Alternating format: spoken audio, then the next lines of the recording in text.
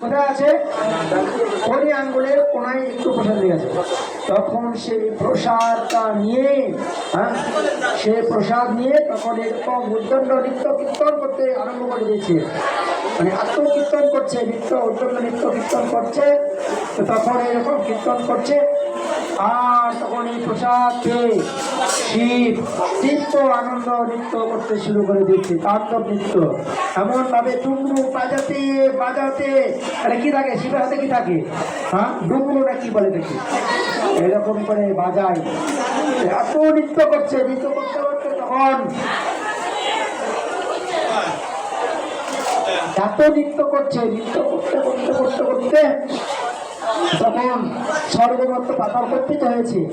আর তখন মা পার্বতী বলছে, কি ব্যাপার, এখন তো এই বিশ্ব ব্রহ্মাণ্ড প্রলয় হওয়ার সময় নয়, তাহলে এখন কেন এইরকম হচ্ছে? তো এখন পতি কথা বলছে, হে পতিদেব, পতিদেব এখন তো এরকম নৃত্য করার সময় নেই, কেন এখন এত নৃত্য করা হচ্ছে?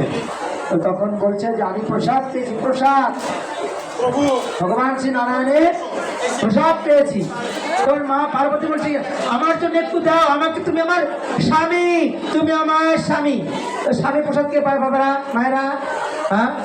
পত্নী পায় নাকি? স্বামী প্রসাদ কে পায়? পত্নী পায়। পত্নী প্রসাদ স্বামী পায়? অনেকেই দেয়, বর্তমান অনেকেই এই ওকে খেয়ে দেয়, আরেকজন আগে খেয়ে দেয়। এগুলো জানতেও করবেন না, তো স্বামীর আয়ু ক্ষয় হয়। যদি আপনি আপনার স্বামীকে আপনার আটা খাওয়ান উচ্ছিষ্ট প্রসাদ বাজার, তাহলে সেটা হচ্ছে একটা অপরাধ। কারণ স্বামী মানে হচ্ছে গুরু, স্বামী মানে গুরু, আপনার গুরু, ঠিক আছে? তো তখন বলছে, আমি তোমার স্ত্রী, আমি তোমার উচ্ছিষ্ট প্রসাদ খাবো, আর তুমি কিনা আমাকে না দিয়ে একা একাই খেয়েছো, ঠিক আছে, আমি এই এক্ষুনি বিশ্ব ব্রহ্মাণ্ড মহাপ্রলয় সৃষ্টি করছি। তখন তিনি কি করছেন, এরকম নৃত্য শুরু করে দিয়েছে। মা পার্বতী তপস্যা করছে, কঠিন তপস্যা, আর সে তপস্যা করছে তো করছে, আর তার তপস্যার ফলে সারা পৃথিবী কম্পিত হয়ে গেছে। তখন ভগবান শ্রী বিষ্ণু সেটা আবির্ভূত বলছে, মা পার্বতী বিমলা থেকে বলছে, তুমি কি, তুমি শান্ত হও, আমি নীলাচলে শ্রীক্ষেত্রে, আমি নীলাচলে শ্রীক্ষেত্রে পুরুষোত্তম ক্ষেত্রে জগন্নাথপুরী ধামে আমি কারক্রমের রূপে আবির্ভূত হব।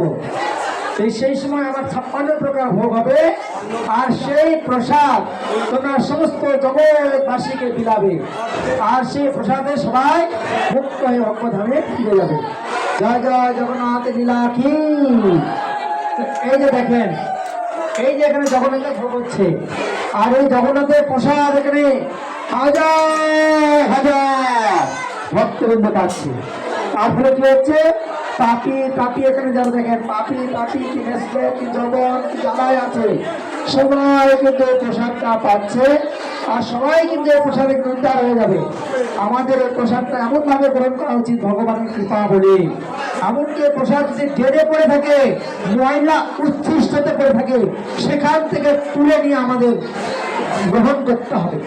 এমনকি প্রসাদ কখনো অপচয় করতে নাই। আমরা অনেক সময় করে কি বেশি করে নিই, তখন আর খেতে পারি না, তখন নিয়ে ফেলে দিই। কিন্তু প্রসাদ ফেলে দেওয়া একটা অপরাধ, কি অপরাধ। এই জন্য আমাদের প্রসাদ ফেলে দেওয়া উচিত নয়। আমার তো এখন সময় শেষ, কিন্তু এখানে সার্ভিসই বন্ধ আছে। আর একটু বলি, এইভাবে আমরা দেখছি যে এইভাবে সেই প্রসাদের কৃপায় সারা বিশ্ব ব্রহ্মাণ্ড, সারা পৃথিবী সেই প্রসাদের দ্বারা কি হচ্ছে, আজকে উদ্ধার হয়ে যাচ্ছে। আজকে এখানে জগন্নাথের মাসির বাড়ির ভক্তরা আজকে এখানে ভক্ত সেবা দিচ্ছে। দেখুন কত পরিশ্রম করে, কত কষ্ট করে। আমরা কিন্তু তাদের কাছে ঋণী হয়ে যাচ্ছি, কেন আমরা কোনো আসছি প্রসাদ পাচ্ছি, আর তারা কিন্তু কত পরিশ্রম করছে, কত কষ্ট করে তারা দিন রাত পরিশ্রম করে তারা প্রসাদের আয়োজন করছে। এটা খুব বলতো। তো এইভাবে আমরা সেই জগন্নাথের লীলা প্রসাদের কাহিনী শুনলাম। এইভাবে এই জগন্নাথের মহাপ্রসাদের দ্বারা সমস্ত বিশ্ব ব্রহ্মাণ্ড উদ্ধার হয়ে যাচ্ছে। তো জগন্নাথের লীলা আপনারা জানেন, এই ইন্দ্রদম্য রাজা ছিলেন।